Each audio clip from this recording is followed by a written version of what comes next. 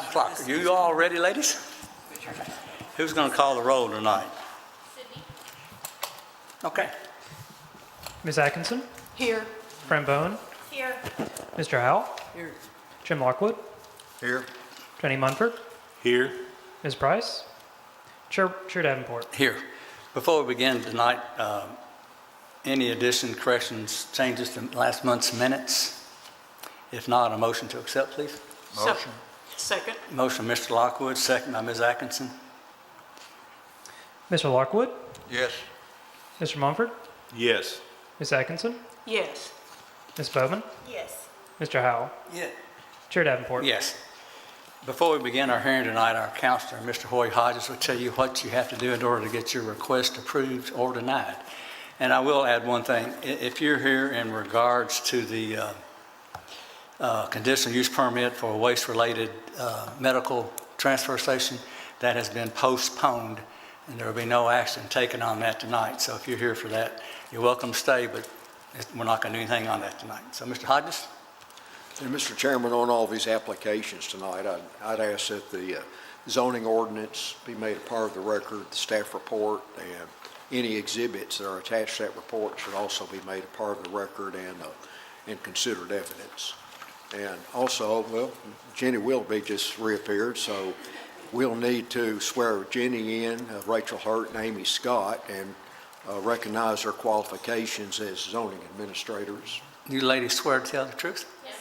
Thank you. And for the record, their testimony will be considered expert testimony.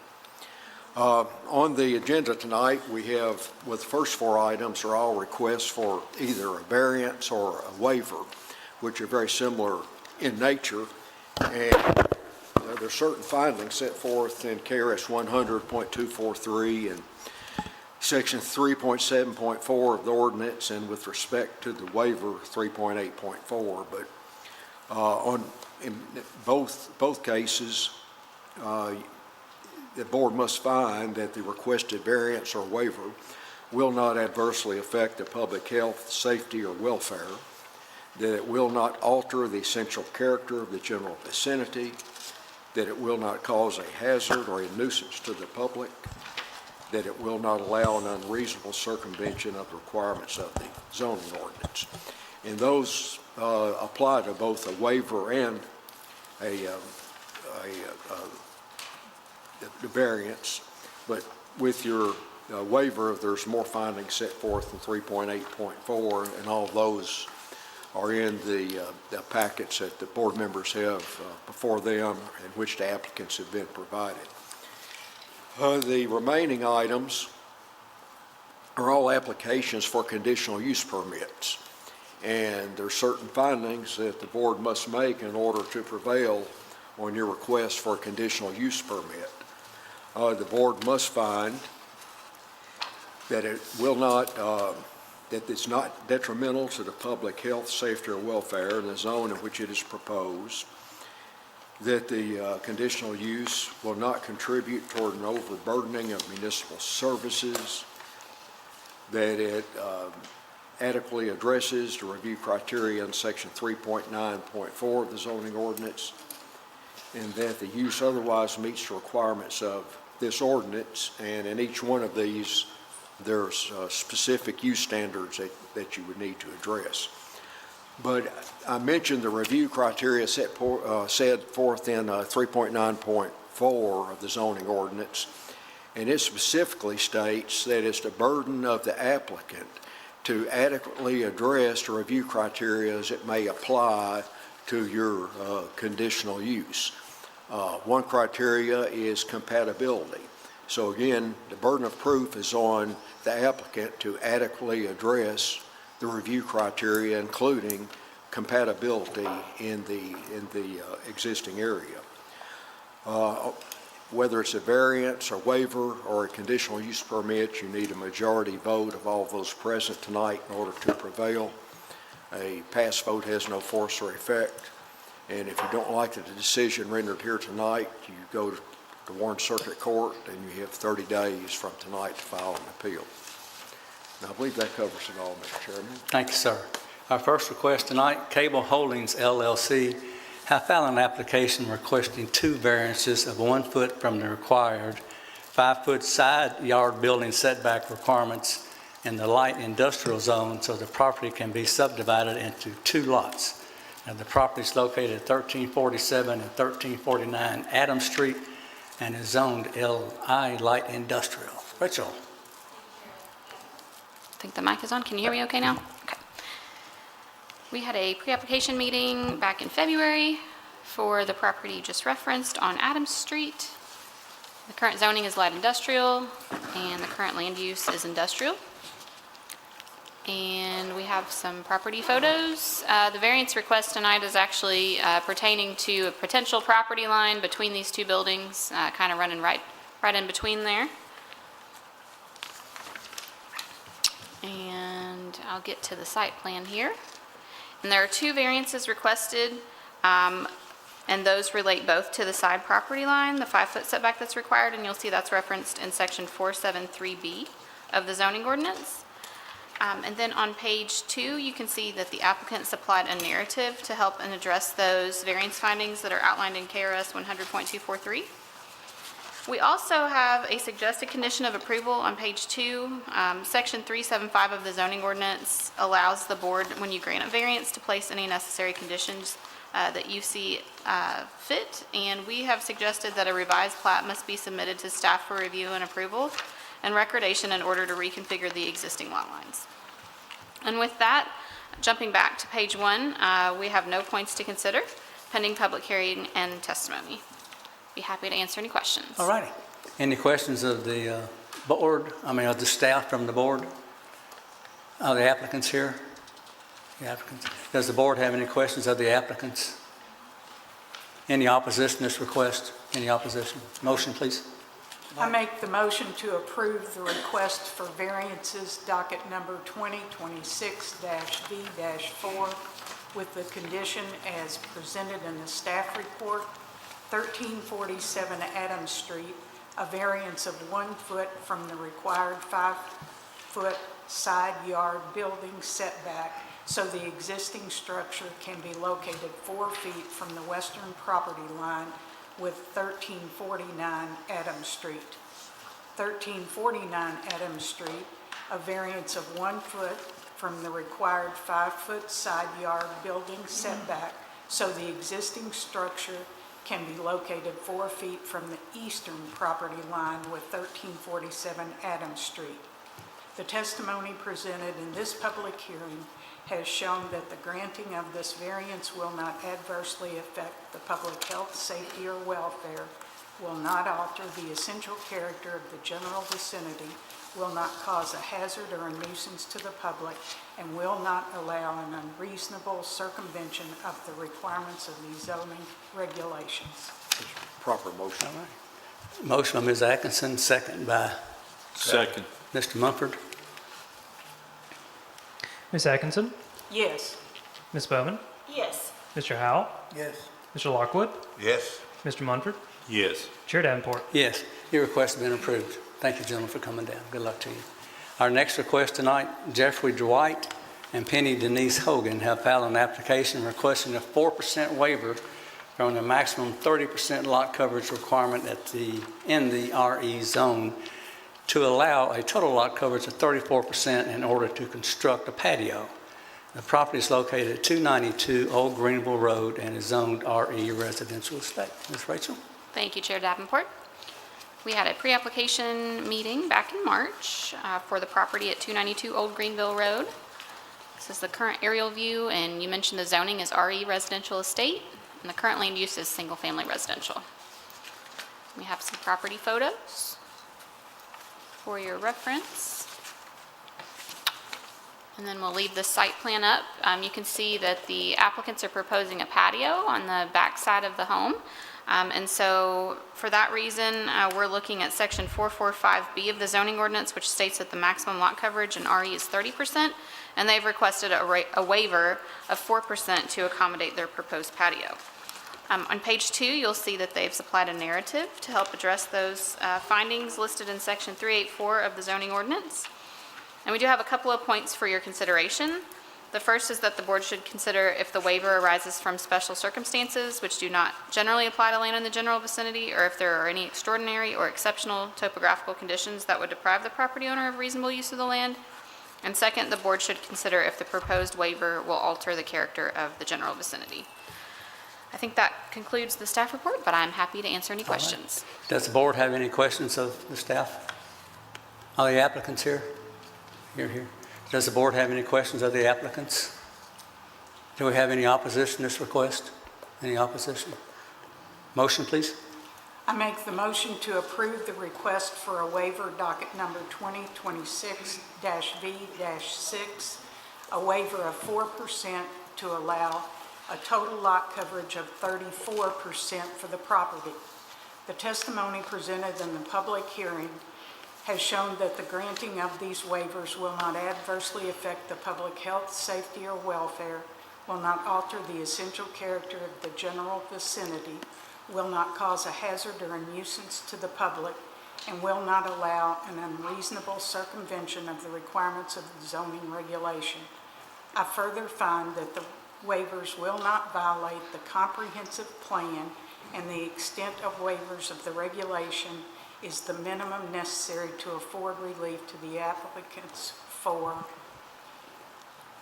The applicants have incorporated other design measures that exceed the minimums of the district and compensate for non-compliance for the requirements to be waived. That's a proper motion. All right. Motion by Ms. Atkinson, second by Second. Mr. Munford. Ms. Atkinson, Yes. Ms. Bowman, Yes. Mr. Howell, Yes. Mr. Lockwood, Yes. Mr. Munford, Yes. Chair Davenport. Yes, your request has been approved. Thank you for coming down. Good luck to you. Our next request tonight, I'm sorry, I probably will pronounce this wrong. Murdoch, Awesome, and Jasmine Music have filed an application requesting a 25.5% waiver from the maximum 30% lot coverage requirement in the RE zone to allow a total lot coverage of 55.5% in order to account for existing paving and structures. The property is located at 196 Old Greenville Road and is zoned RE Residential Estate. Yes, ma'am. Thank you, sir. We had a pre-application meeting back in March for the property at 196 Old Greenville Road. This is the current aerial view. And as you mentioned, the zoning is RE Residential Estate. Current land use is also single family. And we have some property photos that we can flip through. And we'll leave the site plan up here. And as you mentioned, the applicants are requesting a 25.5% waiver from the maximum 30% lot coverage requirement in the RE zone. That's referenced in section 445B of the zoning ordinance. And one thing, I will point out just a little bit more information, a history of the property on page 2 under the staff review summary.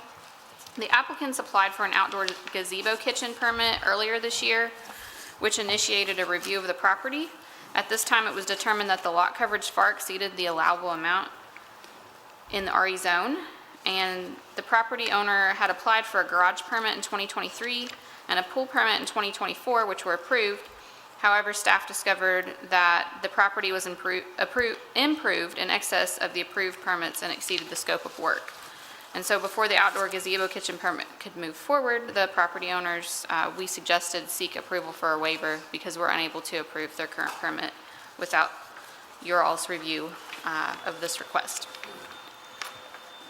On page 2, the applicants also supplied a narrative to help and address the waiver findings that are in section 384 of the zoning ordinance. And we have also listed a suggested condition of approval on page 2, and that is that the existing gravel parking located in front of the residence shall be removed as shown on the variance exhibit prior to the issuance of a building permit for the proposed gazebo outdoor kitchen. Looking back at page 1, a couple of points for your consideration. The board should consider if the requested waiver arises from special circumstances which do not generally apply to land in the general vicinity, or if there are any extraordinary or exceptional topographical conditions that would deprive the property owner of reasonable use of the land. And second, the board should consider if the proposed waiver will alter the character of the general vicinity, as there are no other lots in Hillwood Estate subdivision that have a lot coverage as great as 55.5%.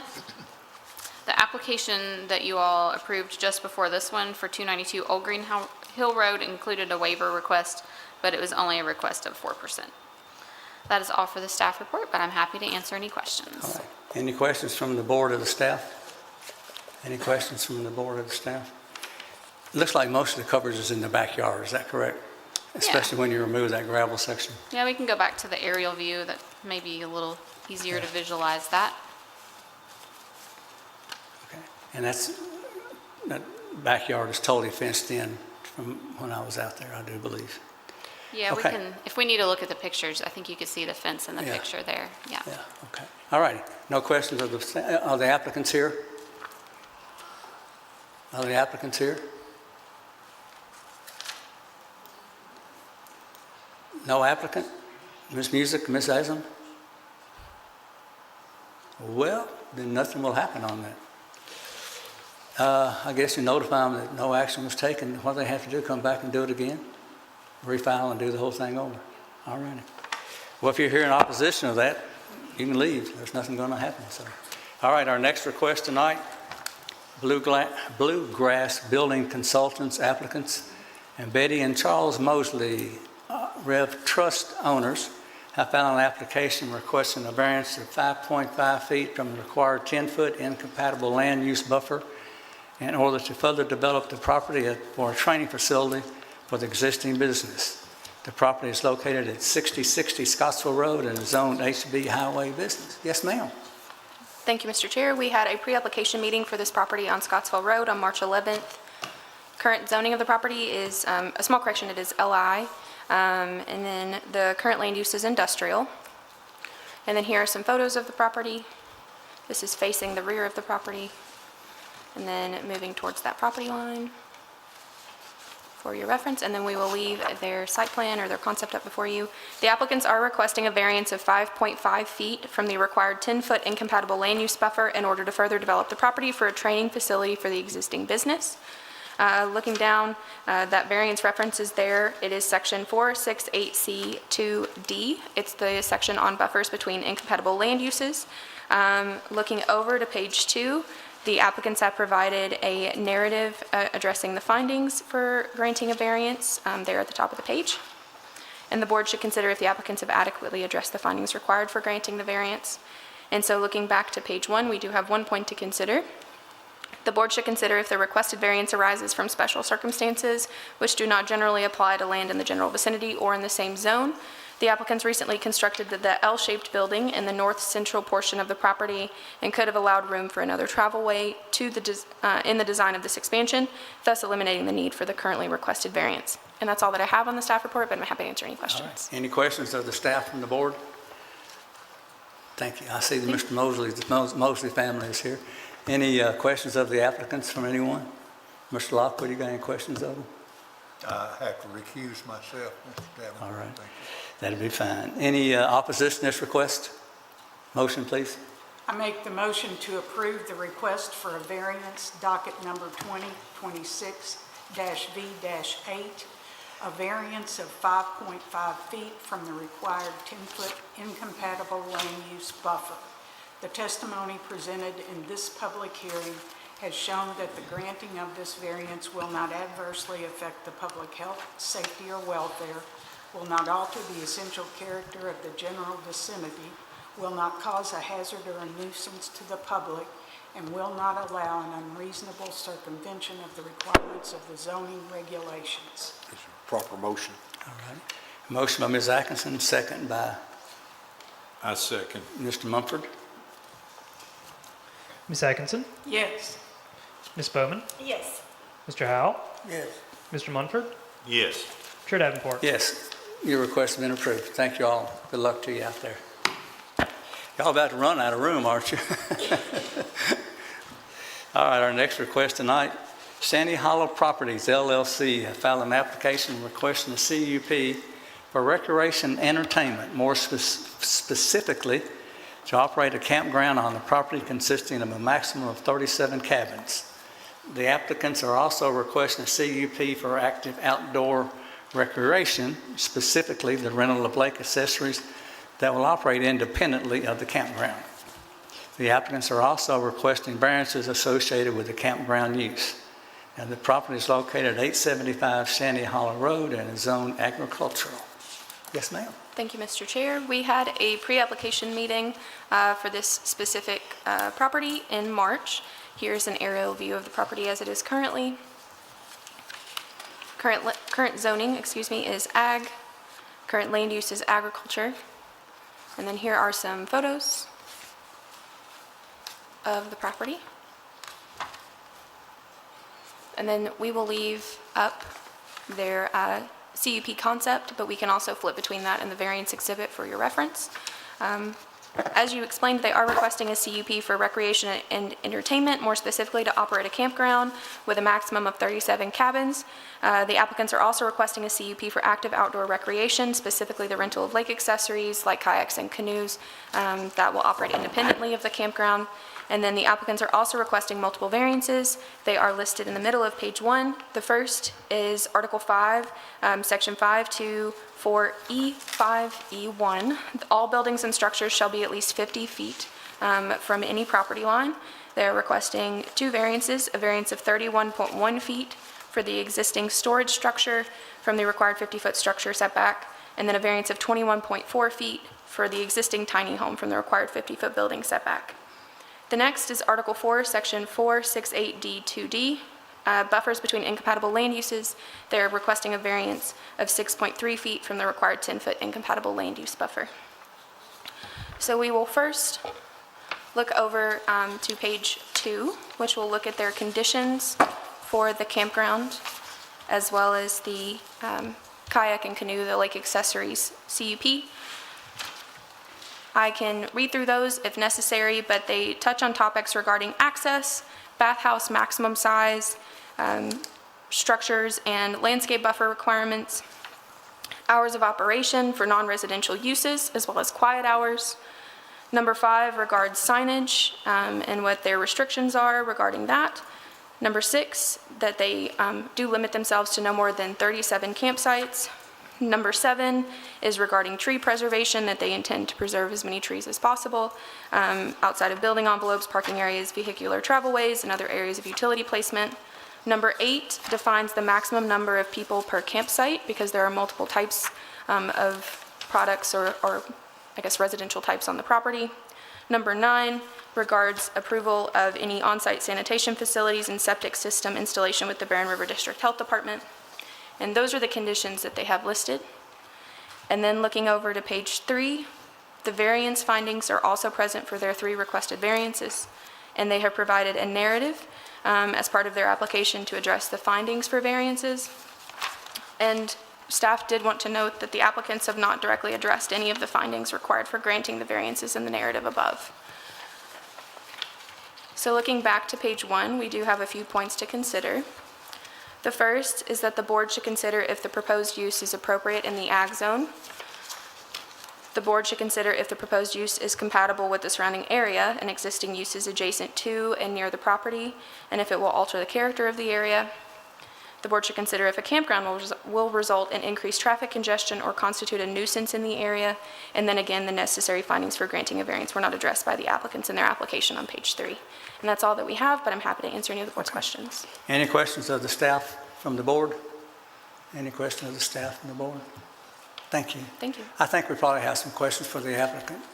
Dan, you going to do it? Okay. We need to swear you in, sir. If you give us your full name and address. Dan Harbison, 942 Park Street, Bowling Green, Kentucky. You swear to tell the truth, sir? Yes, sir. All righty. Obviously, it's a pretty big project here. First thing, question, how many tents are you going to have compared to actual structures? Does that make sense? There'll be a total of up to 37 tents, and we call them dome tents. And we're doing this in 3 stages. The first stage will be 10 tents. Second stage would be, if it's successful, we'll do 10 more tents, and then the final stage would be 17.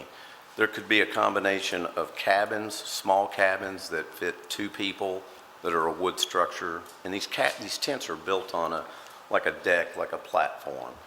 It's very common. It's been done all over the country. These tents are designed in a way where snow falls off, wind, they're very wind resistant. We originally looked at some, what I call safari tents, but they're susceptible to snow, heavy weight, so we chose to go with the dome tents. So there's a total of 37. There'll be an additional camp store where we will sell s'mores kits, firewood, all the things that a family or an individual would want for camping. And then there'll be a bathhouse in the first phase. I think it said up to 25 feet. I checked the specs from the franchise that we're working with to buy all the equipment. It's a total of 17 feet high, and it's kind of a shed-type roof.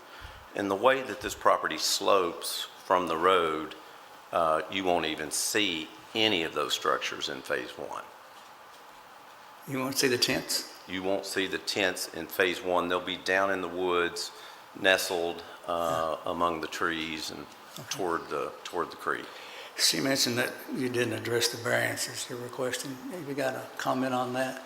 Nothing other than there's an existing tiny home there now that based on the 50-foot, we need that variance. And then there's a little maintenance area where we built a fence and put tractor and some of our equipment behind. Will you have someone living on this property? There will be an on-site, full-time caretaker, if you want to call it that, and they will live in that tiny home. Okay, and would this be open year-round? Be open year-round Okay. and managed year-round, 365, 7 days a week. Are these tents heated? These tents have mini split systems in them for heat and cool. They'll have a refrigerator, they'll have a bed, of course, and the smaller tents that are what we call the couples tent will have a queen-size bed. The family tents will have a king-size bed and then some bunk beds for kids. Okay. And you expect you'll have parking at each one of these? No, the parking, the Will be way separate? these they're called, the new term for this type of development is called glamp ground. And glamp grounds, typically what you do is you park and then you walk into your site. We'll have, for anyone that's handicapped, we'll have motorized carts that run off a battery where they can pull their cooler. For the most part, I call this camping where you don't lay on the ground. We have everything for you. Just bring your clothes, your food, and you don't really have to park your car in front. Do you think this will alter the character of the neighborhood I there? do not. I think it will enhance. When I went out there originally to visit a good friend that bought a house right down from this property, and he told me this property was for sale, and I went and visited and met with the current owner. Surprisingly, he already had a campground there, as well as a rental kayaks and canoes, and I don't think any of that was done in the right way, and he operated that for a pretty good while. And I'm afraid that I think a lot of people in the public think we're going to try to do something similar to the prior owner. It's not that at all. We intend to comply with every zoning law, everything Barren River Health Department tells us as it relates to the environmental. In fact, they've already been out. We've dug several pits to make sure that the septic runoff from the bathhouse, and we'll have a maximum of 3 bathhouses. And these 3 bathhouses will have 2 just restroom facilities, be a wash basin and a commode, and then 2 will have, one will be a handicapped shower type stall with a commode. You lock the door, and there'll be a second one of those. And then on the outside of the bathhouse, there's some wash stations made out of stainless steel where you can wash your hands if your kids are just out playing. And then there'll even be a shower similar to if you go to the beach and you're trying to wash the sand off. If you've gotten dirty out playing, kids, whatever, then they'll be able to wash off at that and not have to go into the actual shower stall. Did the dome tents have running water in them? No So running that's why water. the bathhouse They'll is- have okay. to go to the bathhouse, and there's a rule that the bathhouse has to be located within 500 feet from the furthest tent, and we will comply with that. Okay. You don't want your guest having to walk a long way to get to a restroom. Sure. And somewhere in I read, you're going to put up some trees and landscaping. We Is this fully- going to be in front of the property on the This will sides of it? be, we intend to cover the front If you see the red dotted line there on Shanty Hollow Road, Right. you can see the trees that are there. We'll probably, Mr. Chairman, even a little heavier than what that rendering depicts there. But really and truthfully, you would be able to see Phase 3. The Phase 3 is the closest to those trees right now. But by the time after we plant those trees and they grow, in Phase 3, if it comes along, it's probably 5 years away, maybe longer, depending on the success of Phase 1 and then 2 if we do that. So you will not, it'd be very hard to even see any of I know you won't see the dome tents. Phase 3 is cabins. Those are wooden cabins. Is there anything else like this around Shanty Hollow Lake? Not to my knowledge, no. I think we'd be serving a need. I've had a ton of people tell me that they go to Shanty Hollow Lake, but there's nowhere to camp or anywhere to stay. Or they just pick a site they like and... And some do that. I've been told they do that. In regards to traffic coming in and out of there, do you see an issue with this? I don't. I really don't. I'm there quite a bit as we've worked through the process of what we've done thus far. And I want to add that we've spent the better part of a full year cleaning the site up. There was a tremendous amount of junk, if you will, an old trailer that the prior occupant had that took us about 4 months just to clean it up. And there's tires, we've hauled tires off, we've hauled junk, everything from old gas tanks out of cars. I think he was a bit of a dumping ground there for a while. A lot of that, when I bought it, was hidden. I didn't even know it was there. In winter, we found a lot of stuff. So as far as cars, I've been out there. A lot of traffic goes down to the lake. I see a lot of kayaks, a lot of canoes, a lot of smaller type boats that you would see on that size lake. I really don't think what will happen with this campground, what traditionally happens, and I've hired a consultant that's working with me who's done 7 of these. He says people will drive in, stay, and not drive out till they leave. So I don't anticipate a whole lot of ingress, egress type traffic. Okay. All right. Any questions from the board of the applicant? How will the lake be, it's going to be independently managed and run? It's managed by, is my understanding, the Department of Fish and Wildlife, and I know they do. I've been in talks with them. In fact, when I went to them and told them what I was doing, they went as far as to say, we would like to work with you to consider being a dock master they'd like to put a dock in where when someone launches their boat, right now somebody's got to hold it by the rope and stand in the water. And at one time they had all this apparently way back. But if they do that, then you can motor your boat over, or your kayak can, just take your oars and go over there, tie off, then walk up and pull your vehicle back to the parking spot. They say that's the one thing that most of the folks that use the lake really ask for, but they don't have anybody down there to keep. A dock is like a dog. You got to check on it about every day. And we've agreed to do that. We would be happy to do that. That would enhance the stay for our guests, and I think that would be great for the entire community out there. Just how far is your campground from where they would? It's about dock? 2,000 feet. So they can carry their kayaks from the They can campground? carry their kayaks, Tough? but we'll offer a service to take them to and you from are? for Okay. them if they like. We're also going to rent kayaks and canoes for anyone that wants to come out to, not necessarily that would stay, they would just rent those. The gentleman that I bought it from did that with, from what I understand, a good deal of success. So that'll be another service that we provide. Good deal. All right, any other questions from the board of the applicant? Thank you, Mr. Harbison. Thank you. Any opposition to this request? All right, who wants to start? I'll start. All right, come in. I will advise you of this, if we get to where we're repeating the same thing over and over, whether it be about traffic or visibility or whatever, we will cut it off, because we don't need to hear 27 people telling us that they don't want cars on the road. If that makes sense, what I'm saying? So, but you go right, we need to swear you in first. Your full name and address? My name is Mary Fenari. I live at 600 Shanty Hollow Road, Bolton Green, Kentucky, 42101. And you swear to tell the truth, ma'am? I do. And you're at 600 Shiny Hollow Road? Yes, sir. Okay, go right ahead. We've lived at Shanty Hollow for 20 years, okay? I have a whole list of things that have occurred when we've been there. There have been numerous falls from the falls, okay, including one death that we know of. Wait, I'm sorry. What occurred before, we're talking about, Well, we need to limit it to the campgrounds. Okay. And what they're going to do and why you're against the campground.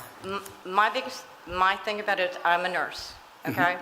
I have had to do, it takes 28 minutes for Bowling Green EMS and Anna Fire Department to get out to that area. Okay, I've had to try to resuscitate 2 individuals. Neither one made it, okay?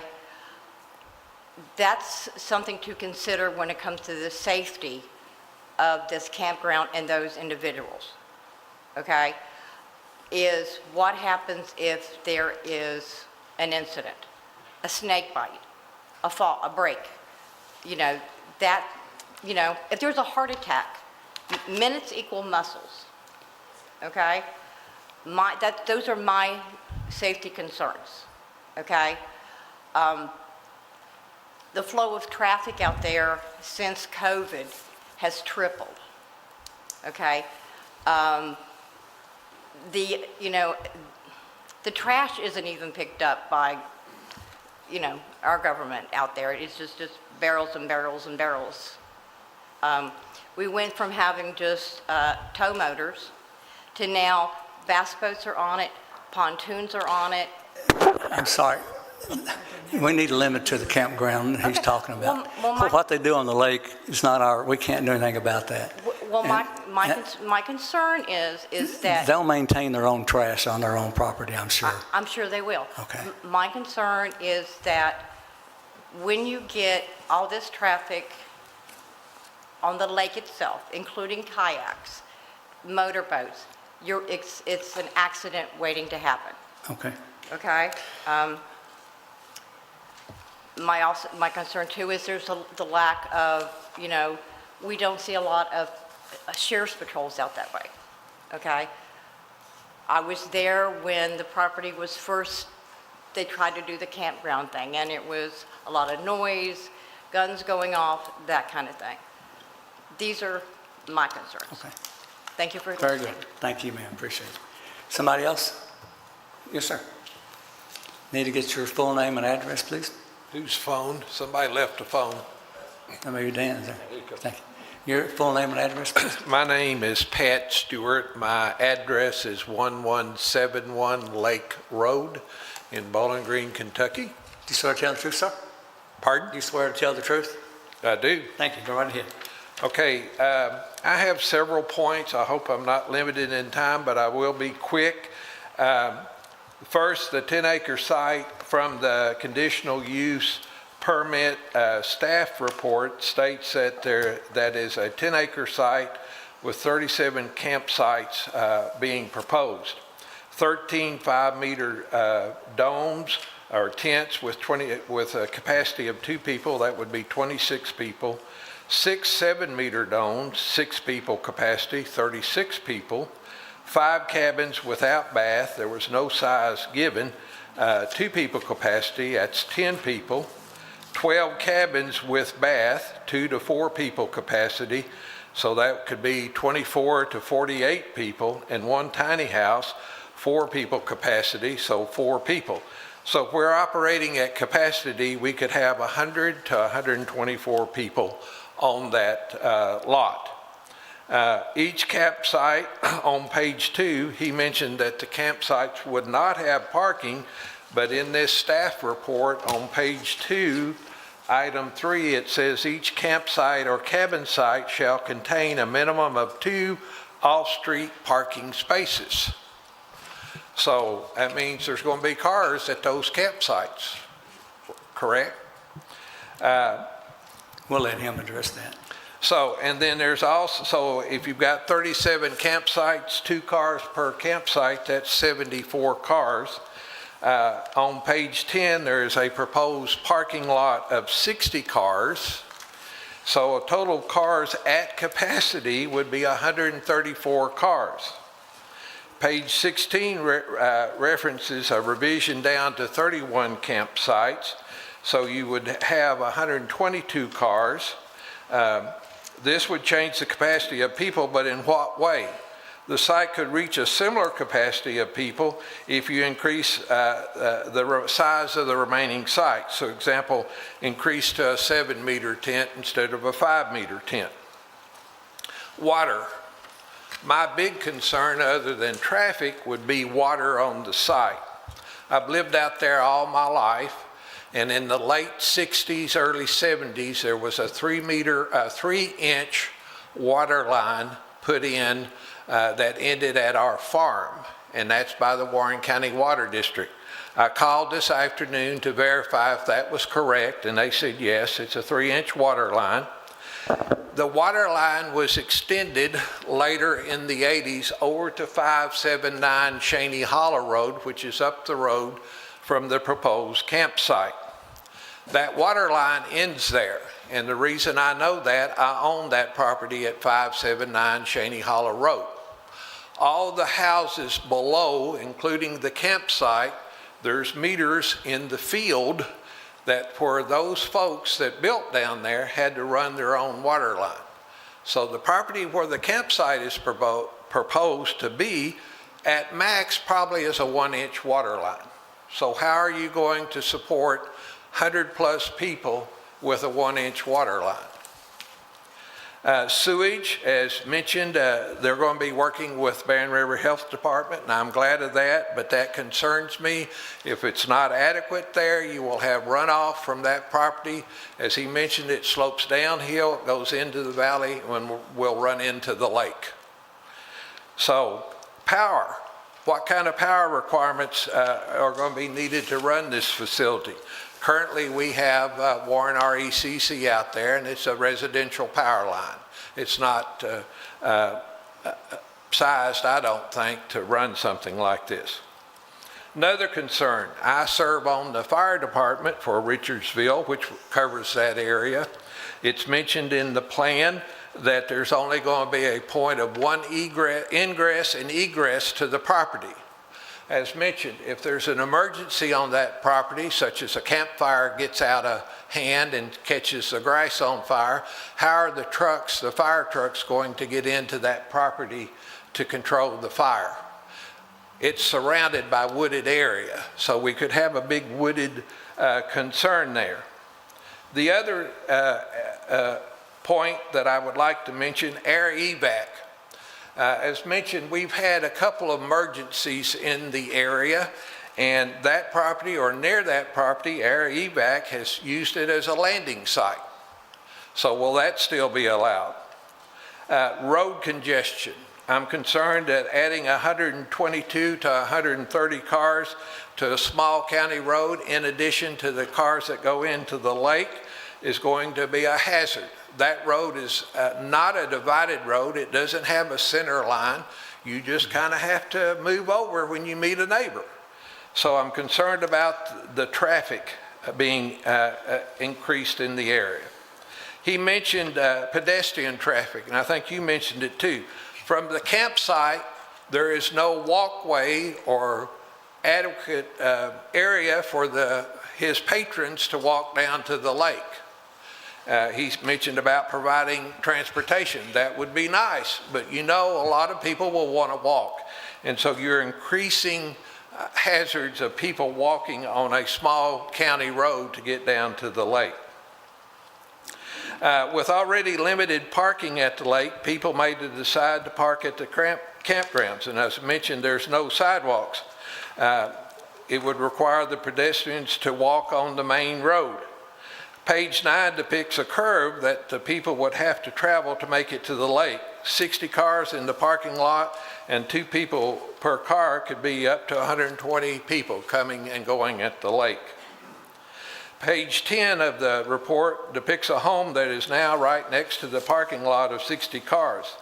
I don't know if those folks are here tonight, but that would subject these people to the consequences of cars coming and going all hours of the night, and you know somebody's going to hit the emergency button on their car and it's going to go off, and so that's going to cause problems.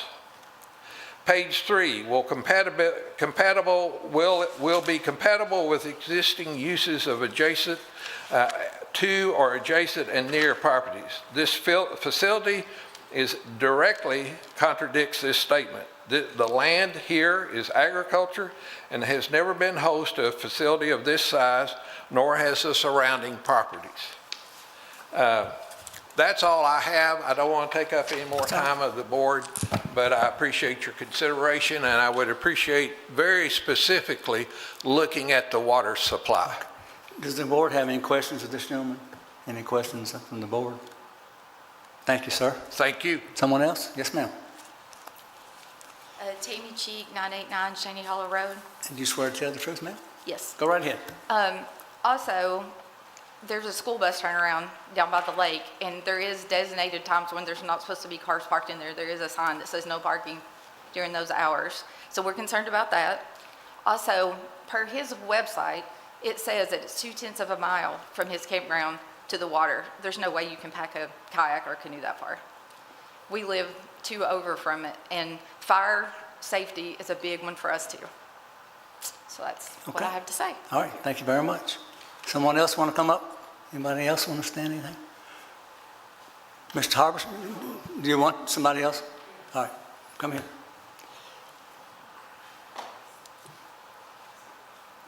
My name's Anthony Fenari. I'm sorry? My name's Anthony Fenari. Okay. I live at 600 Shaney Hollow Road. And you swear to tell the truth, sir? Swear to tell the truth, Thank whole you. truth. Go right ahead. I have a few concerns. My biggest, we've already talked about the traffic and all that. You've dissed the lake as being part of the campground, and I'm going to say to you, sir, the campground is capitalizing off the lake. If the lake wasn't there, there would be no campground. Of course. That's Yeah. fact. So Yeah, now we look at a small lake. Yeah, most lakes I know of have you campgrounds said- all around. You had said earlier, sir. What did I say? That it has nothing to do with the campground, when my wife was up there. I don't know what I said.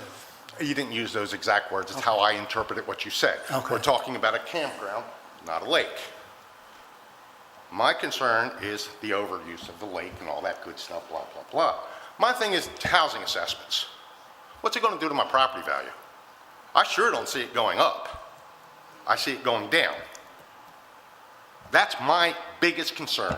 Our values up there have not changed pretty much since I bought that place 20 years ago. Land still $4,000 or $5,000 an acre.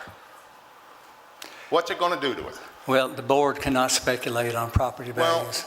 That's not we one of our- have to. That's not one of our criteria that we can use. Well, as a judgment. in changing a ordinance from ag to campground, I think it should be considered.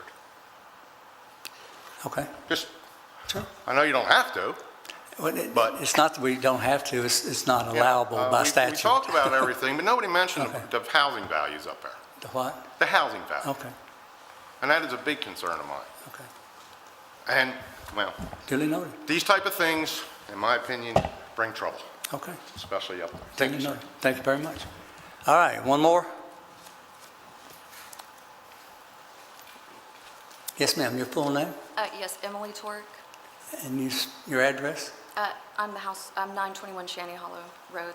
I'm the adjoining neighbor. Do you swear to tell the truth? Yes, sir. Thank you. All right, go ahead. So the traffic has already increased considerably, and Dan had stated that the traffic won't be affected in any way, it sounded like, but if they are offering business to do with the lake, then there's going to be considerable amount of traffic. And as Tammy had mentioned about the school bus turnaround, my children ride the bus. That affects me directly. We already have people that park there, and it's really problematic for the drivers. It's very dangerous. It makes it more dangerous. One of my neighbors asked that I mention that it's not a large lake. It's a small fishing lake, that kind of thing. But also for context, my property, others, and Dan and Carmen's overlook the waterfall. So the influx of people there, I think what Mary was trying to express is that there's going to be a really high proclivity for accidents. So if Dan and Carmen maybe could speak to that, like how they might want to be mindful of that or help, because they're going to directly add a large amount of people that are exposed to higher rate of accidents.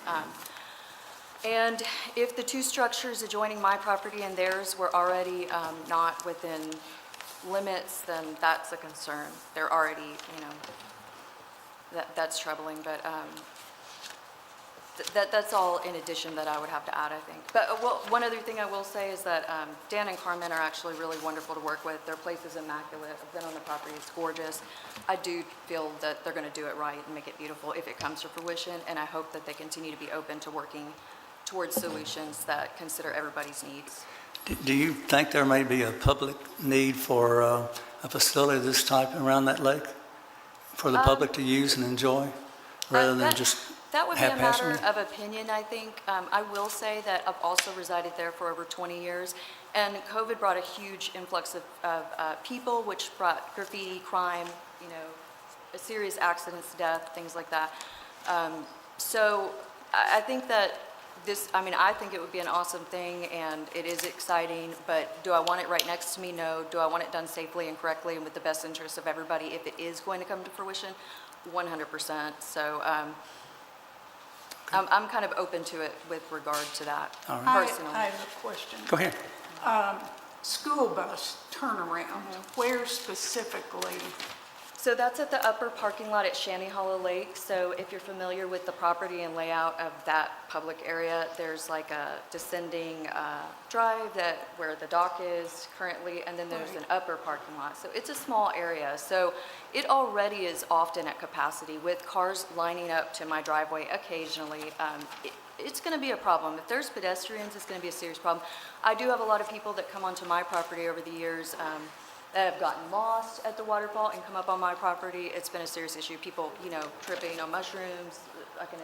This is real stuff, And so I don't know. I guess the concern there is that now we have no real barrier between my property and theirs. Man, I'm going to have a lot of people probably coming over onto my property, whether it's teens that are camping or just people coming to the attraction, and they also are at risk of the bluff with the waterfall, which is so dangerous. Is that school bus turnaround visible on this map that you see up here? It is not. Do y'all need to see a picture of the school bus turnaround, Courtland? I just No. wanted to more clearly understand where they were saying it occurred. That's what It's I not was involved interested on this property. in. Right, No, right. it's not. It's a separate property. Yeah, okay, Shanty Hollow Road is a dead-end road into the lake. okay. All right. Yes, ma'am, anything else you want to say? I think that's it. I just want to say thank you for giving us a chance Okay. to speak No problem. and be considered. All right, thank you very much. Did you raise your hand? No. Oh, okay. Mr. Harbison, do you want to say something? All right, one more person, and then we'll let Mr. Harbison address all these issues. I'm Allison Bentley, and I live at 1793 William Simmons Road. And do you swear to tell the truth, ma'am? I do. Thank you. My issue just pertains to, and I've talked to Dan about this already, I just wanted to make it known, that our property actually is between the public property and this property. So the base of the waterfall is actually also private property. And our concern is with the risk that other people have stated, but also the increased trespassing that this could bring on, because our home is probably close to a mile from that, and we already, since the influx of COVID, have had people walking all the way up almost a mile through our woods to our house, and we're just worried about the additional traffic and the additional risk. We have livestock, that this could bring if not handled correctly. I don't think that, if it's monitored, if it's handled correctly, if there's signage in place and we can just police it a little bit better, I think it could, Well, he's saying this will be a controlled environment. There'll be somebody there right. all the time. So you have a problem, you have somebody you can call up and Right. complain to, and they can address the issues, I'm sure. Yeah, my concern with that is that a lot of people make it a back around that circle and then go back out. They've graffitied stuff, and we don't actually ever see them until, the next day. Yeah. So if someone was to fall back there because they thought that, hey, this is public land, it's not, or this is part of this campground, it's not then does the liability fall on us because it is our property? Does the, those kinds of things, just because, yeah. Sound like Just we already have inviting people out to public land is one thing, but inviting people out to private land and then marking that boundary would be our All right. concern. Yep. Is that all? All right, thank you, ma'am. Mr. Harbison, would you like to address these concerns, please? Sure. Jim, do you mind to put the deck up for me? First of all, as it relates to fire, I met with the Richardsville Volunteer Fire Department right after I bought the property, and that had to do with two things. One, wanted to introduce myself. I've been a part of originating a fire department years ago in Allen County. I developed some property on Barren River Lake, development called Walnut Ridge, and found that having a good relationship with them obviously paid good dividends. I met with the chief, and when we did the initial meeting with Planning Zoning, with Warren Rural Electric, with Barren River Health, for environmental, Warren County Water, all the folks that provide infrastructure, he suggested that we put in a dry hydrant in the pond, and we've agreed to do that. So if a fire truck, if there is some type of incident, then they would be able to pull water from that dry hydrant out of the pond that exists on the property to help fight any type fires. I'll add that every tent is equipped with a fire extinguisher. The staff, we will have our own fire extinguishers for other uses if necessary. And as far as water, I met with the Warren County Water Department as well. My engineer here, Thaxton from Slavey and Associates, we've done all the due diligence we can do, and we've determined that the water supply will be fine. Now, if we were doing water to every single one of these tents, it would be an issue. But again, we intend to do it through the bathhouses. And these bathhouses are limited to when they can be used. So we feel like we've addressed the issue as it relates to water. Air evac, we would go out of our way to continue to provide a spot. We'll have plenty of open space for that. I would do everything in my power to help anybody that was in need from the standpoint of a terrible accident. Nobody's mentioned this, but the road was recently paved, and I don't want to get everybody riled up, but we'd originally looked at doing an RV park. And when I met with the state, the road had to be 20 feet wide to accommodate RVs passing each other. And believe it or not, it's 20 feet. It does look smaller than that to me, but I measured it. And then when they paved it, it's actually even a little bit more than 20 feet. Okay. Here's the first slide that I've got that shows you depicts what the dome tents would look like down in the trees. And what do I do to advance it? That button. Okay. And there's kind of a better view of that. And our mission is just target guest experience with comfort, exceptional service backed by technological conveniences. That really relates to Wi-Fi, which this whole facility will have. And we're trying to provide an unforgettable outdoor experience. This is really a boutique campground. Most campgrounds have hundreds of sites. This is going to be limited to 37. Let's go to the next. There's some more pictures. That kind of gives you a view of what the tents look like. And this is again, the consulting company and franchise that we're going to go with. It's called Ferncrest Campgrounds. This is kind of gives you an idea of what the playground area will look like. We really intend to cater to families and young adults, not teenagers. That's the last thing at 63 years old I want to deal with. There's inside of the bathhouse. The picture to the left kind of gives you a visual, and this is the actual bathhouse that we'll be buying.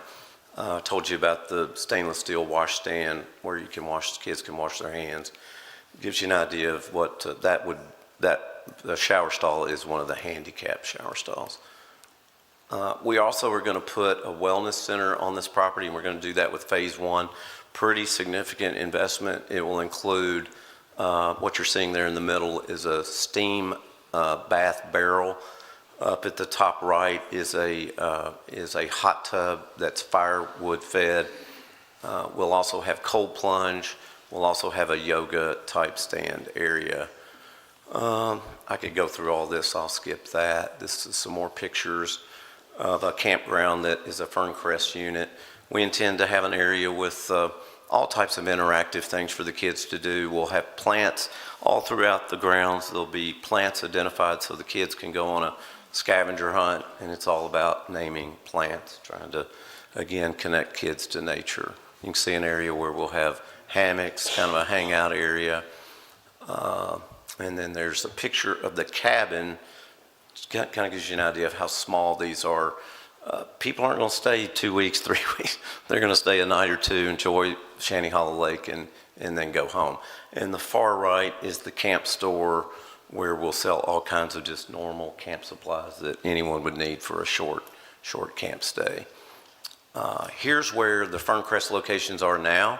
The closest to us is in Ocoee, Tennessee, and the closest glamp ground that I visited and have chance to visit with the owner is in Cadiz, Kentucky, and it's called Nine Pines. Look it up. It's one of those that's really heavy with the safari tents. He's been very, very successful with that. And then again, there's our site plan. Our intent, my wife and I, is to develop a top-notch place for younger people, young families to come enjoy Shanty Hollow Lake. I think it's been underserved. I think that area of the community. I grew up in South Warren and Woodburn, Kentucky, and a bunch of soybean and cornfields. It's absolutely beautiful out there. I've never experienced, didn't realize the north part of Warren County was as beautiful as it is. With that, I'll close. We need to, you might want to address the issue he was talking about with the number of total people and the number of cars that you I'll be happy to. Typically, the occupancy level, I wish it would be 100% every day. During the week, the occupancy will be less than 40, probably be 35 to 45%. On the busiest weekends, we probably will do 100%. And in fact, we're not going to do phase 2 if phase 1 isn't successful. So you might not even ever see phase 2. I doubt you're probably going to see phase 3 because I think it's going to be too much work for me. My goal at my age is to retire in a couple of years. This is going to take 2 years to develop without question, to do it right. We're going to try to do it slowly with the capital that we have and not have to go to the bank and borrow a lot of money. So it'll be a long process to develop. We'll probably start with the, and by the way, with the fire trucks, we've widened that entry point to 22 feet, which is what the state requires for ingress, double what they call ingress in and egress out. So it would easily accommodate a fire truck to get into the property, as well as an ambulance or anything like that. With planning and zoning, we went through the number of tents that this property would accommodate, the number of parking spots. We've met everything they've asked us to do in that regard. So I really feel like that won't be a problem. As far as traffic, again, they're going to come to this site, park their car in that grayish area, enjoy our site, the fishing for the kids.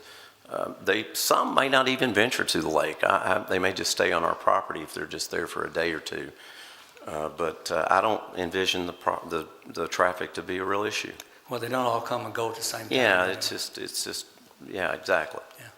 All right, any other questions from the board of Mr. Harbison? Yes. Do you see any need for people, obviously if they stay on the site, it wouldn't be a concern, but would there be any reason that the campers would need to walk on the road? What we intend to do, and I said it earlier, is it's kind of a concierge service where we will take you to and from the lake. That's something that we initially think we'll do for free. At some point, if it gets to be such a burden, we may have to charge for it. And I wanted to address Emily's question about the waterfall. It is dangerous, no question about it. There's the gentleman that owned this property that I purchased passed away by falling off that, not necessarily the waterfall, but I believe it was maybe up from the waterfall. We intend to fence that. The last thing from an insurance standpoint, liability standpoint, I want is for anyone to get hurt. We're going to put cameras up. We're going to tell people it's 24/7 surveillance. It'll even the manager of the campground will even have the capacity to see that and to speak to them and tell them, leave immediately.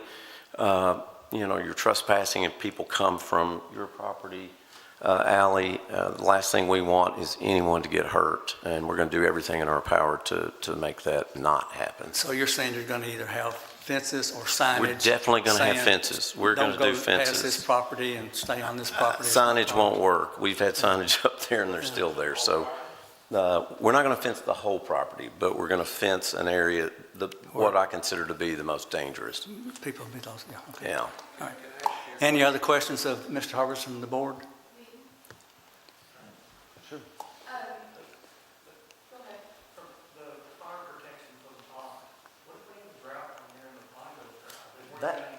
The whole time I've been there, and from what I understand from the prior owner's nephew, I didn't get to talk to Jeff about this, obviously, but Don Crawford, his So we nephew, can get this said on the that record. pond has We never need- been dry. We need to get you to come up and swear in if you're going to speak, sir.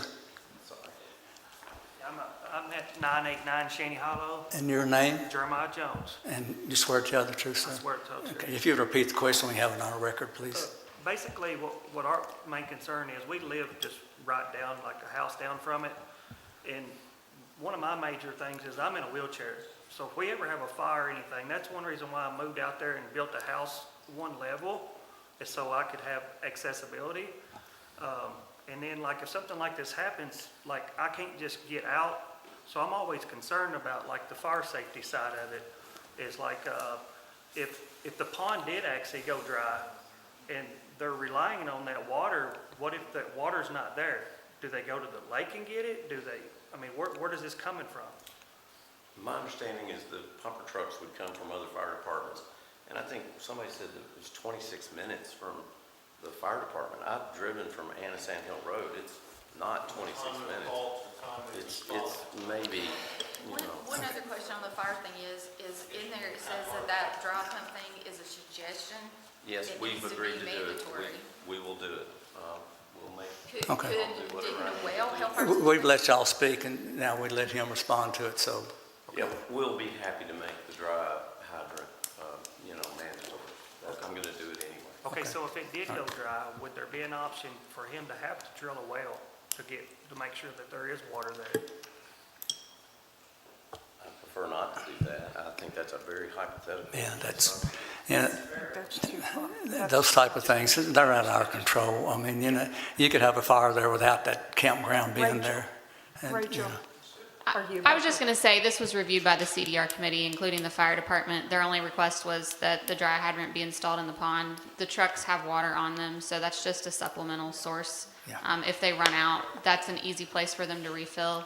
If it were dried up, they'd have to go to the next available source of water, but that's not uncommon in a volunteer fire situation. And with this type of development, last thing I want is a fire. Sure.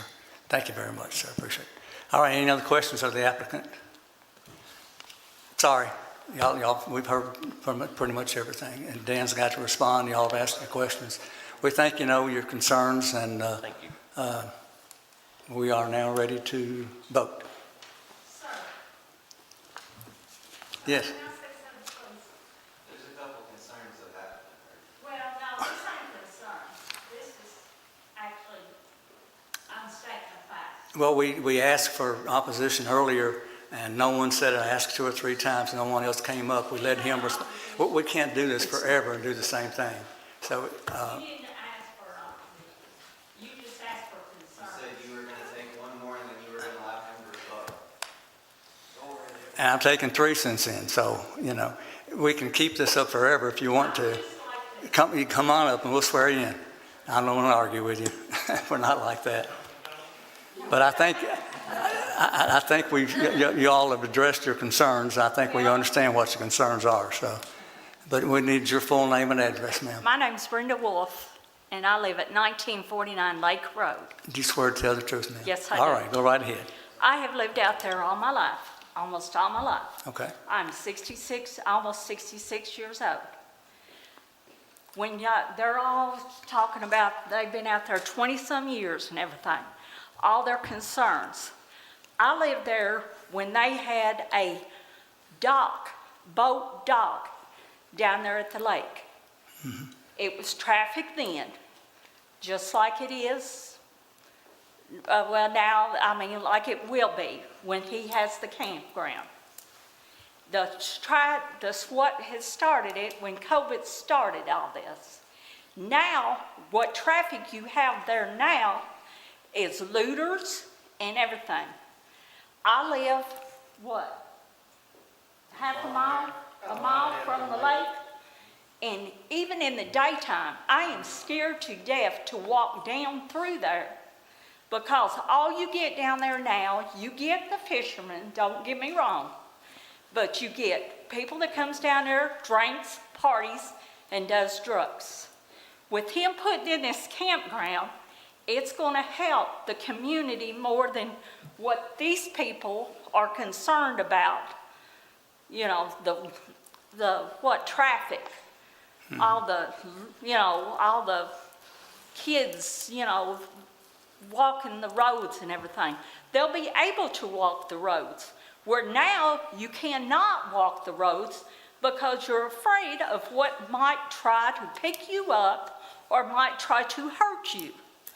And just 2 weeks ago, we had a person that come and camped on our property just because they would not let them, the constables, the occupation officers would not let them camp down there. So they just decided we had a good place. They just pull in there and camp on us. And we had to run them off. So you think this is a nice thing for the public? I'm personally 100% agreement on this camp. Okay. Well, that's nice. No wonder you didn't get up when I said you're opposed to it. Thank you. That's all I want Is that all you to say. have? All right, thank you. All right, I don't want to make anybody mad. Does anybody else have anything you really think is important we need to address? Come on up. I'll need 30 seconds. That's all right. Your full name and address? Tony Nelson, 6301 Richardsville Road. You swear to tell the truth? I do. All right, go ahead. I am just a concerned member of the community. I don't live near that or anything of that nature. Just by listening to this and watching, my biggest concern would be for safety, and not of the campers or anything like that. This lovely lady lives right there next door. That is 30-some sites of random strangers that are very, very close to that home. And to me, that brings up a huge safety issue. What is the response time on a sheriff's deputy currently for that location would be my concern there. Okay. Thank you very much, sir. Board got any other questions? Does the board have any questions? Mr. Harbison, you done? I'm done. You done? Okay. All right, how about a motion, please? I make the motion to approve the conditional use permit docket number 2025-C-14 for a campground and active outdoor recreation with the conditions as presented in the staff report. The testimony presented in this public hearing has shown that the use is not detrimental to the public health, safety, or welfare in the zone in which it is proposed. The use will not contribute toward an overburdening of municipal services. The use will not result in increased traffic congestion, additional parking problems, substantial increase in population density, environmental problems, or constitute a nuisance, that the use otherwise meets the requirements of the zoning ordinance. That's a proper motion. Motion by Ms. Atkinson, second by Mr. Lockwood. Okay. Ms. Atkinson? Yes. Ms. Bowman? Yes. Mr. Howell? Yes. Mr. Lockwood? Yes. Mr. Munford? Yes. Chair Davenport? I agree with the lady there. I think this would be an improvement to that area out there. I think it'd be really nice. I've been to lakes all over this country and there are campgrounds and things. I've seen some campgrounds that are awful. I think y'all may have had experience with that in the past. And from what I've heard about what's been going on in Shannon Hollow, this has got to help.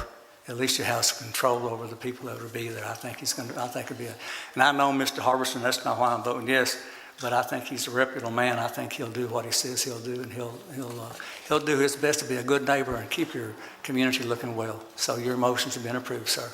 And y'all have 30 days to take this to circuit court if you want to appeal it. Also, since it's approved, some variances were also in application, isn't that correct? Did her motion not cover the variances? No, there's another. So do we need a second motion? Did your motion include the variances? Well, it didn't, it just said, all the motion says is that it includes The conditions, yeah. staff additions. There's one on the back. You know, the way I interpreted that is that was an approval of the conditional use permit, so I would feel more comfortable with a separate motion on the variances. For the variances, okay. Can you do that, Courtney? Yeah. Yes, sir. I make a motion to approve a variance of 31.1 feet for the existing storage structure from the required 50-foot structure setback along the southeast property line, a variance of 21.4 feet for the existing tiny home from the required 50-foot building setback along the southeast property line, a variance of 6.3 feet from the required 10-foot incompatible land use buffer. The testimony presented in this public hearing has shown that the use is not detrimental to the public health, safety, or welfare in the zone in which it is proposed. Do I need this language still? Yes. Yes. The use will not contribute toward an overburdening of municipal services. The use will not result in increased traffic congestion, additional parking problems, substantial increase in population density, environmental problems, or constitute a nuisance. That the use otherwise meets the requirements of the zoning ordinance. That's a proper motion. And again, the reason I requested that is that variances are not technically part of the Yeah, conditions. I got you. No problem at all.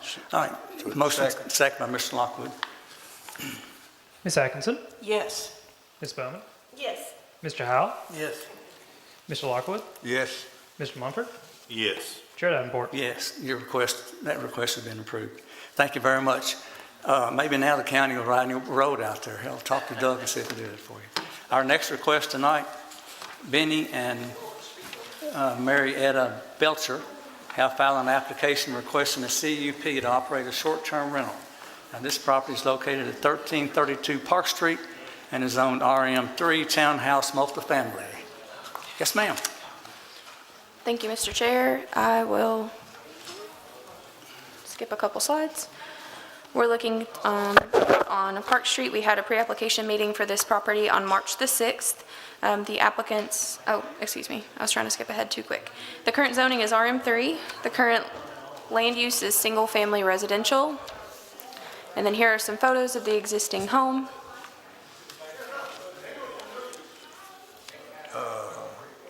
Mr. Davenport,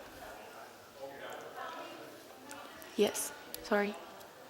can we wait till this quietens down Yes. for a minute? They're about to shut the door. There it goes. There we go. All right, try it again. Alrighty, so the current zoning of the property on Park Street is RM3. Current land use is single-family residential. And then here are some photos of the existing home. And then the street. And then here is their site plan for your reference. It is also available on page 7 of your staff report. The applicants are requesting a conditional use permit to operate a short-term rental.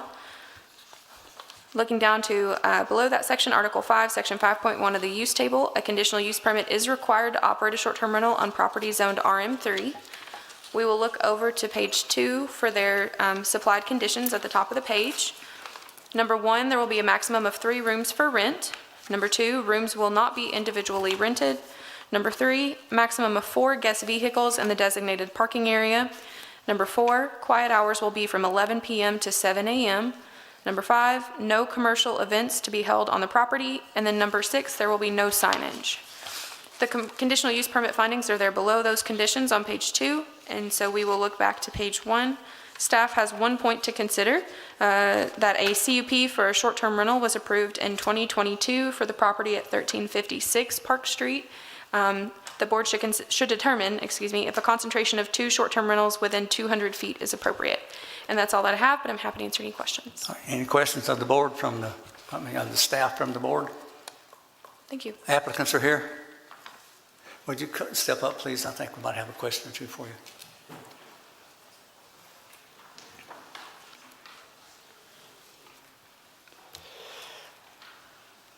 Yes.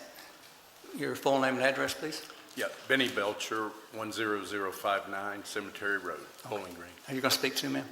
And go ahead and swear. What your full name? Marietta Belcher, 10059 Cemetery Road. And you swear to tell the truth? I think so. All right. How do you think that this business is compatible with that single-family neighborhood there? I think, yeah, we feel like its proximity to both downtown and campus would be beneficial for people coming from out of town and looking for an alternate place to stay versus a hotel. I guess what I was referring to is if you're facing your property to the left, it's pretty much single-family residential. Nice, big, old, modern homes, and they're owner-occupied, single-family. And you're right there in that zone where it's kind of, Yeah, there's a mix Yeah. of, you know, that whole area is R34, but from Yeah. your side down towards Broadway or yeah, whatever it is, it's single-family residential. And we don't want to get a whole lot of. for campus or? No, away- the other way, down towards First Baptist Church. Yeah. Yeah, across the street and down, there's definitely some college It's a mixture up through there. Yeah. So you won't be living there when you rent this out, correct? Correct. No. Okay. And I have a question about, you said 4 guest vehicles and where are the designated parking areas? It's, I don't know. Are if they you can the see them. driveway in front of the house or behind the It's house? a double beside drive. the house. Okay, Yeah, the driveway is double. right. You can park two side by side. But how are they going to get out without backing out into the street? They can't turn around there. You can't turn around, but I would just note that there's no parking on the side Right. of the street Exactly. where the house is, so. Right. Yeah. I've been over there a lot over the last year and, backed out dozens of times, and Yeah. it's easy to see both directions. All righty. Any questions from the board of the applicants? So you think it fits in with the neighborhood? Short-term rental? Yeah, as an Airbnb, it's a historic home and we preserved its historic integrity.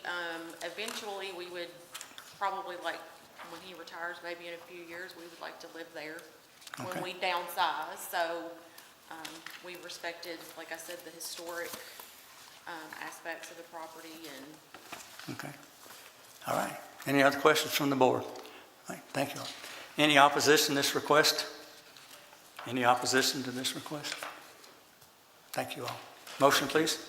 I make the motion to deny the conditional use permit docket number 2026-C-4 for a short-term rental because it is incompatible with the single-family residences nearby. That's proper motion. Second by Mr. Lockwood. Motion by Ms. Atkinson. Ms. Atkinson, Yes. Ms. Bowman, Yes. Mr. Howell, Yes.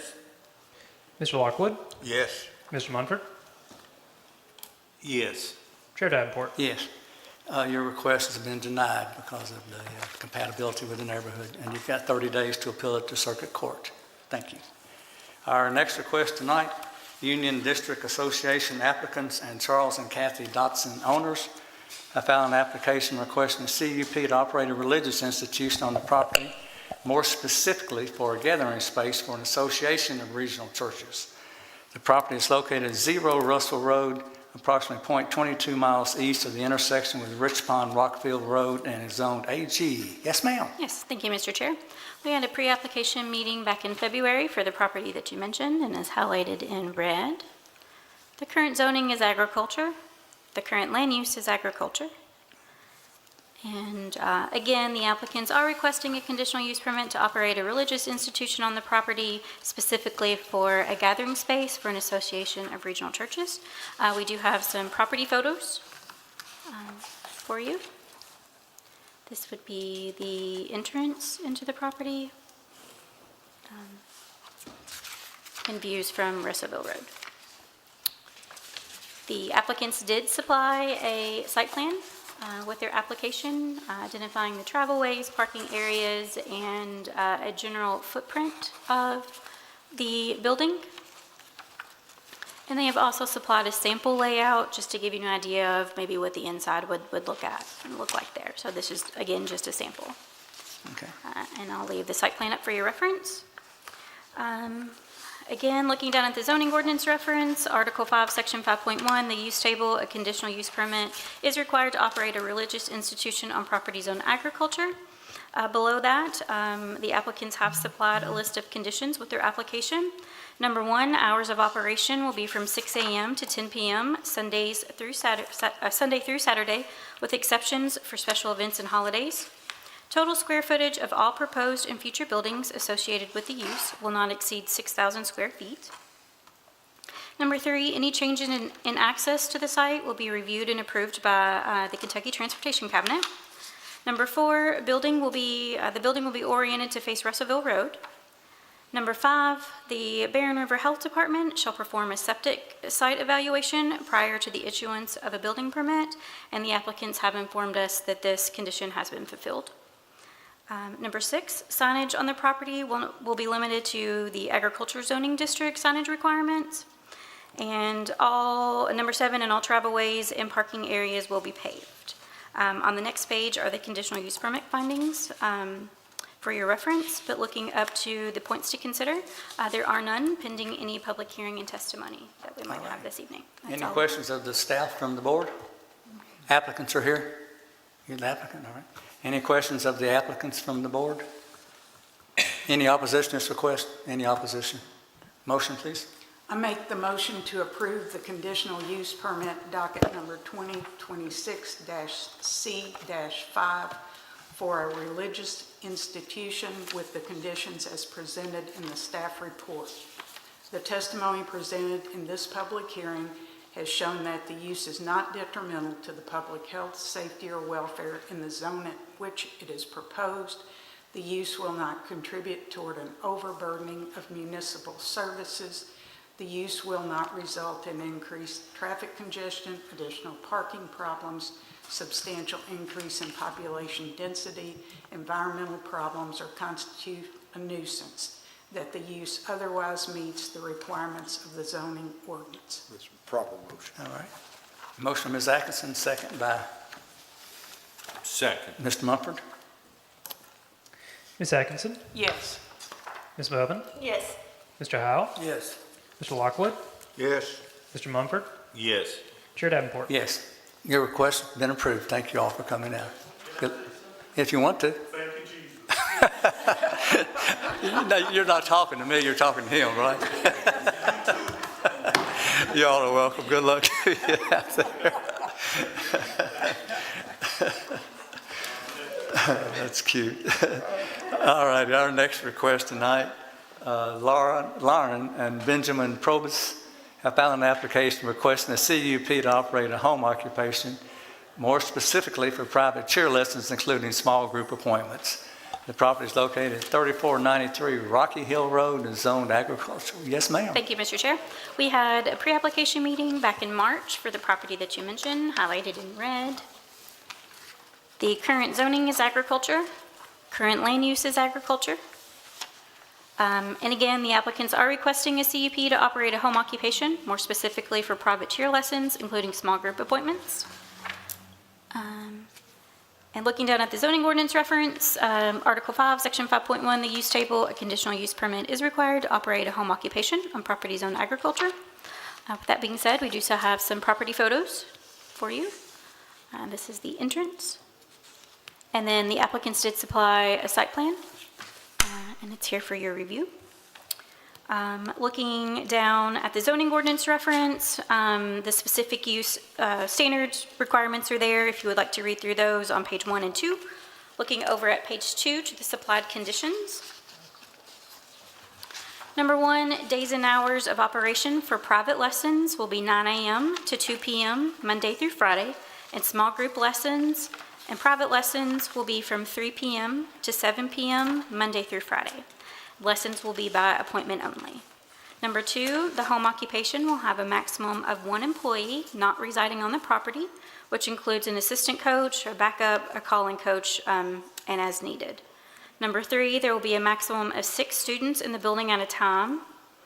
Number 4, applicant will install gravel in order to connect existing travelway and the parking area to create a circle drive so that there's no backing up on the property, and that's depicted on the site plan. Number 5, there will be a maximum of 8 vehicles permitted on the property at a time. Number 6, appointment times for each lesson shall be staggered at least 30 minutes apart. And number 7, they are requesting to have a small sign that is 2 by 3 in size, and that would be at the end of the driveway.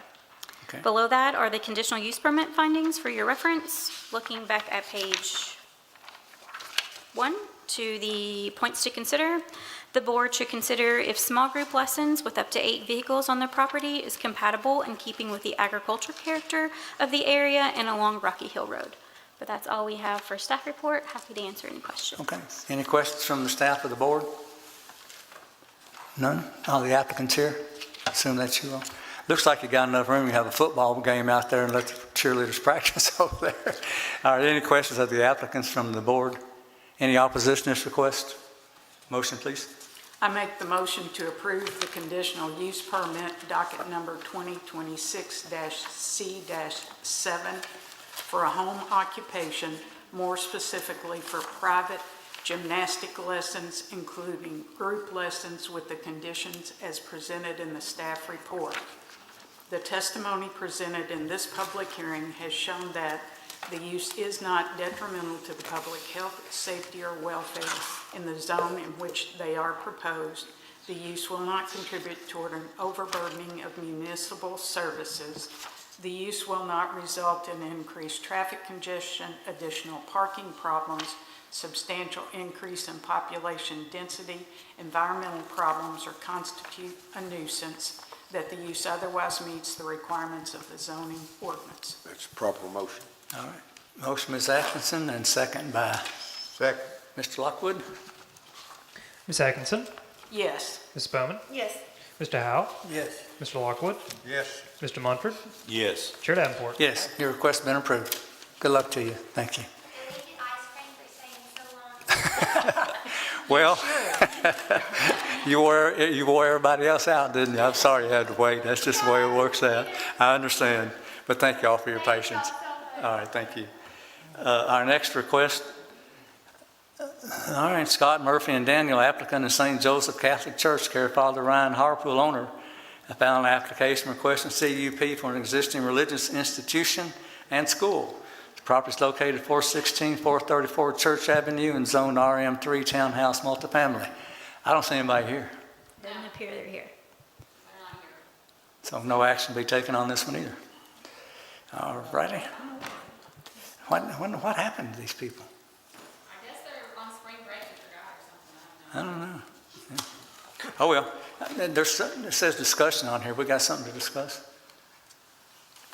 on the agenda? That's just like Standard. a standard, Oh, it's just, there's no further discussion. all right.